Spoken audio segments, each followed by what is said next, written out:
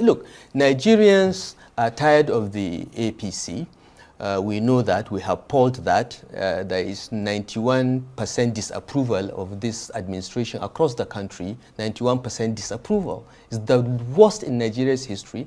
But Nigerians are looking for a credible option. Yeah, but they want to see people coming together, putting aside their differences and ambitions, and giving them an alternative to this failure of a government. But that's the key thing. Can you put aside your personal ambitions? You've got yourself, you've got Atiku Abubakar, you've got Peter Obi, you've got Rotimi Amechi, you have so many big political, wigs with huge, ambitions. Big names does not equate ambitions, okay? You've mentioned my name. I have no ambition, okay?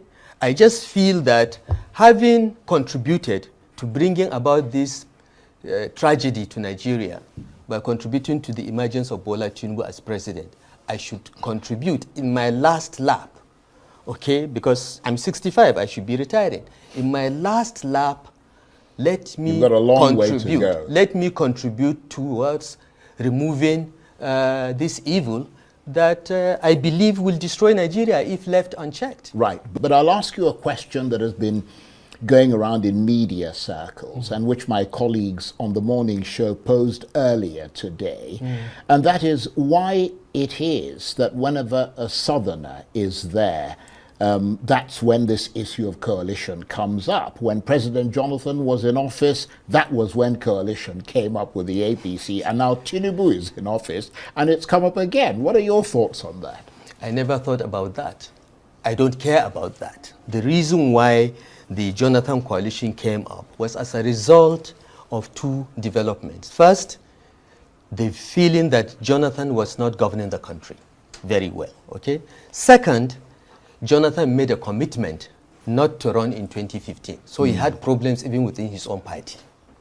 The third, okay, was simply we realized, those of us in small parties, opposition parties at the time, CPC, ANPP, ACN, we realized that unless we came together, okay, step by step, election cycle after election cycle, the PDP will be destroying us in bits and pieces. So it was an act of self-preservation in the first instance for the political parties. That's why three major political parties decided we must come together, okay? The second, of course, was the feeling that, Jonathan was doing a bad job, let's get him out. I don't think it has anything to do with North or South. But you supported President Buhari in 2019. Yes. And for many people, he simply didn't deliver. Yes. I mean, you supported Tinubu in 2023, and now you're saying he's not delivering. Yes. So how can we trust that the person you supported in 2027 can deliver? You don't have to. Don't trust what I say. It looks like I'm not very good at picking successful presidents, so don't trust me if I say vote for Charles Aniagolu. Look at your situation, look at yourself and ask yourself whether the person that I'm campaigning for or the person that I'm supporting to be president will be better than what you have now. Life, human affairs, life is all about relativity. You have to ask yourself, will this man do a better job? When we supported Bola Ahmed Tinubu for president, we were under the mistaken impression that he will be better. I was going to ask you about that because I wanted to get into why you supported him so totally, because I remember interviewing you during that period. I mean, there was, many people would say that there was never anything about him that really inspired people to believe that he could really change this country dramatically. He didn't take part in any debates that brought some new insight. He wasn't particularly charismatic, and many people didn't see anything in his DNA that made him particularly stand out. Was there something about him that you detected that separated him from the pack as far as you were concerned and made you support him so totally in 2023? Okay, so let me respond to that in two steps, okay? Because, you know, it's very easy for non-politicians to analyze this thing as one continuing narrative. But actually, the way the thought process works is this, okay? And this is how it worked in 2022. For us, as northern APC governors, the first concern we had was after 8 years of Buhari, power should go to the south. We believe that there was such an understanding in our party. We were part of the formation of the party, and we felt that that was an honorable thing that must be upheld. So that was the first step. So we didn't start by saying we want A or B to be president. We just said, look, power should go to the south. That was the first step. The second step is, now that power has gone to the south, who do we support that we think will have a chance of winning? Okay? Because you want your party to win. You Indeed. want to be the party in power. And lots of calculations went into that. And Bola Tinubu became the beneficiary of that. But we didn't start with supporting a candidate. No, no, no. And I want to say that it was the support of the governors of the Northwest, Northeast, and North Central that was decisive in deciding the outcome of the primaries as well as the election. Of course, Bola Tinubu's puppeteers are now denying that. They are saying all kinds of things, and they will learn their lesson in 2027, okay? But this is how it started. Now, for me personally, because you asked me, Bola Tinubu was never someone I was close to, even in the party, because in the party I was a Buhari boy. Bola has his boys, Buhari had his boys. We are Buharists. No apologies. So Bola Tinubu never really liked me. We never really got along. The person that I got along with was Baba Akande, and I was his deputy national secretary. We were among the first leaders of the party. As far as I was concerned, once Bola Tinubu got the ticket of the party, it was my duty as a party man to do my best to deliver him in Kaduna, and wherever I see that there is a potential problem that I can solve to ensure his election, I would do that. Is he perfect? No. Some people said Bola Tinubu is not his name.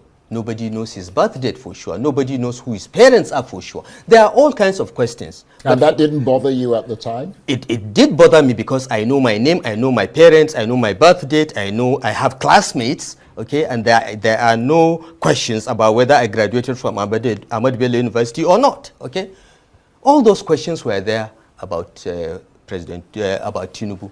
But for me, the question was, he was governor of Lagos, yes? How did he govern Lagos? He governed Lagos in a very inclusive manner. He had an Igbo guy as a commissioner. He had another Hausa man from Daura as one of his special advisors. In Lagos, in 1999, that was almost unique. He ran an inclusive government.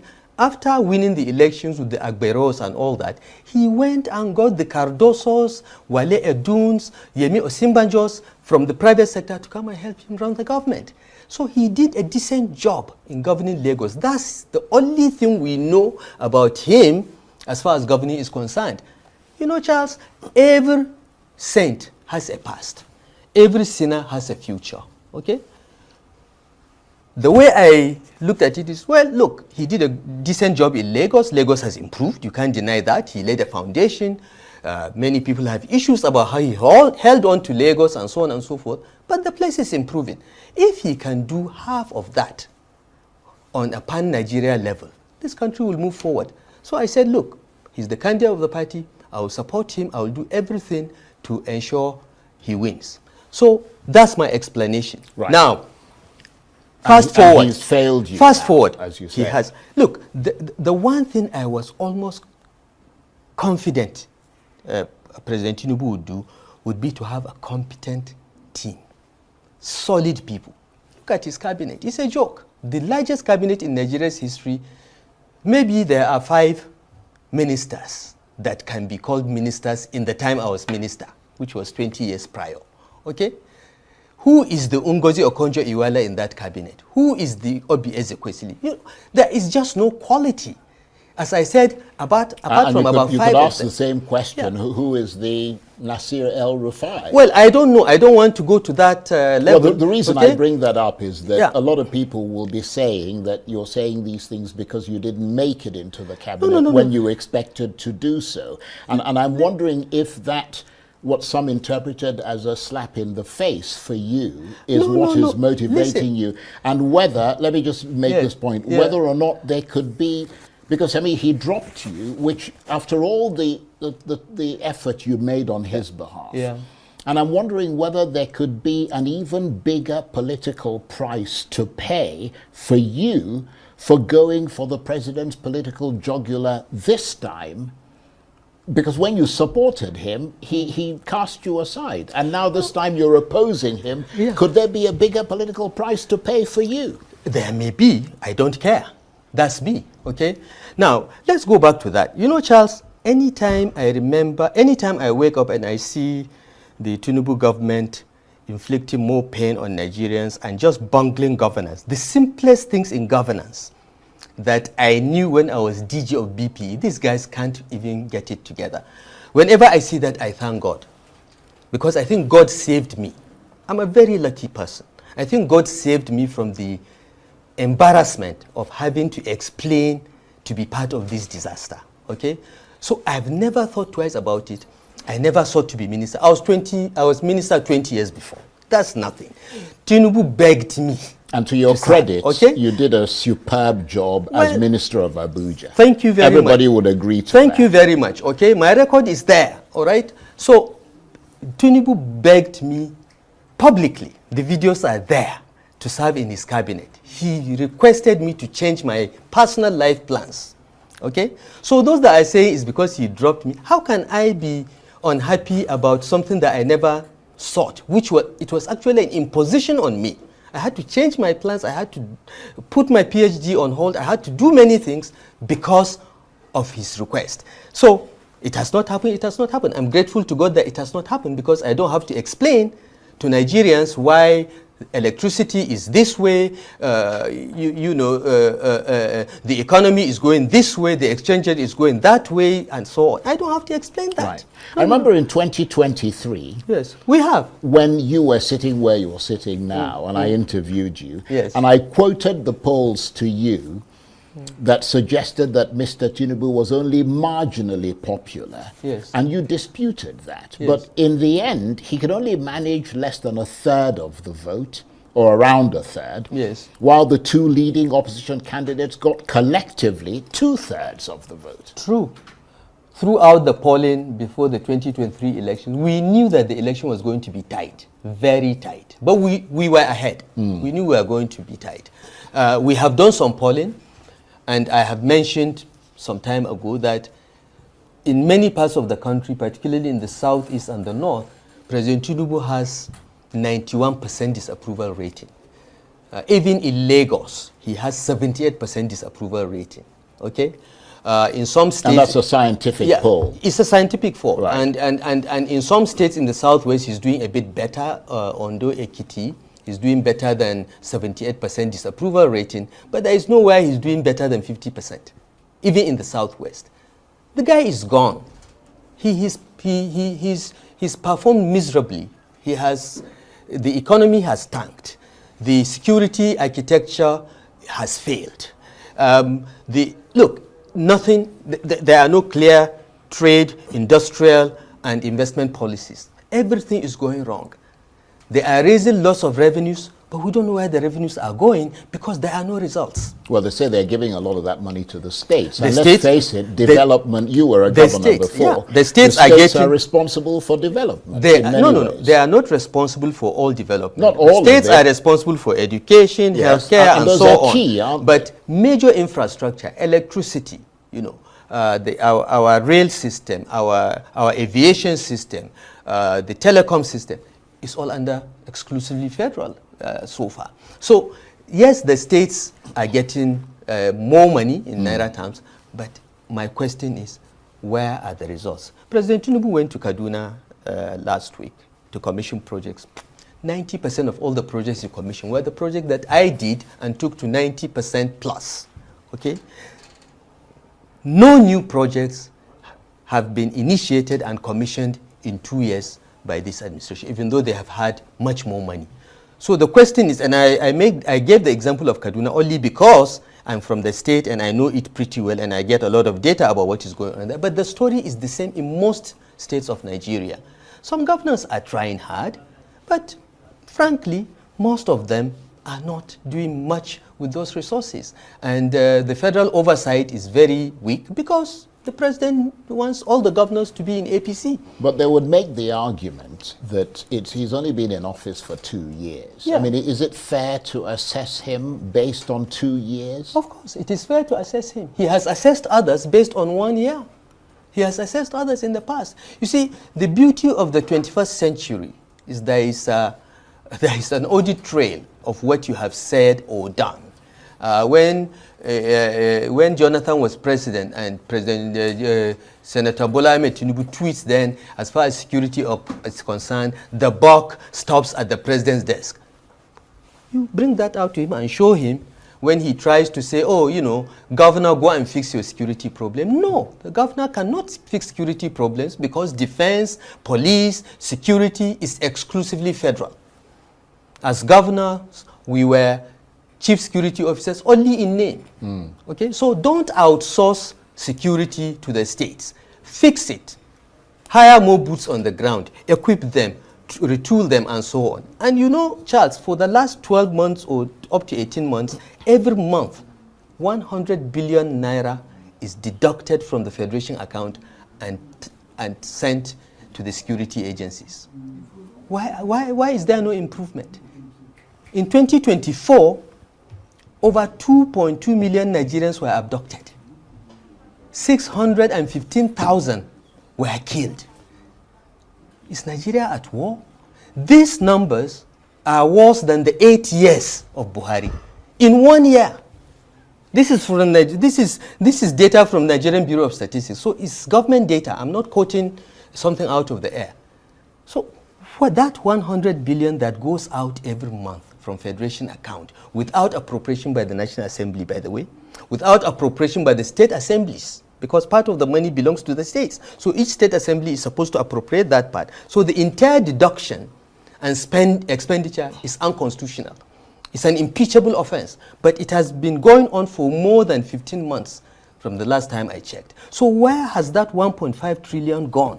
What is it being used for? Why is the security situation just getting worse? Why is the government asking communities to protect themselves? Look, well, I have President Tinubu's government has failed woefully. Look, beyond, if you asked me in 2022 or 2023 when we were campaigning that things will ever be this bad, I would say that you are mentally ill. Very briefly, because we're almost out of time, your political career is now coming out of hold again, because you took a bit of a break after you left the governorship of Kaduna State. Yes. But let me ask you again, what position are you aiming to run for in 2027? I have not made any decision about what position to run for. For me... But you're thinking about it? Frankly, yeah, I'm thinking about it. We are discussing with many people, even in the coalition we discussed that. But I have not made any firm decision. For me, priority number one, okay, is to get a person that will improve the quality of governance in Nigeria. If the quality of governance in Nigeria is improved, I will thrive. I will do well, okay? I have an address, I have a profession, I have capabilities. I don't need to be in politics, I don't need to be in public service to thrive. So first order of business is to have a country that is well run, where the resources are applied, where people have a great opportunity to realize their potential. So for me, that's number one, okay? That person also should be able to defeat President Tinubu, because President Tinubu is determined to make this election look as if it is settled. It is not. They are giving the impression through defections and so on as if, you know, this is set. It is not. We know, okay? It is not. And as I've said before, and I'll say it again, I have looked at the numbers, I've looked at the trends of elections. President Tinubu has no pathway to win. He cannot win. In fact, he'll be lucky if he's third.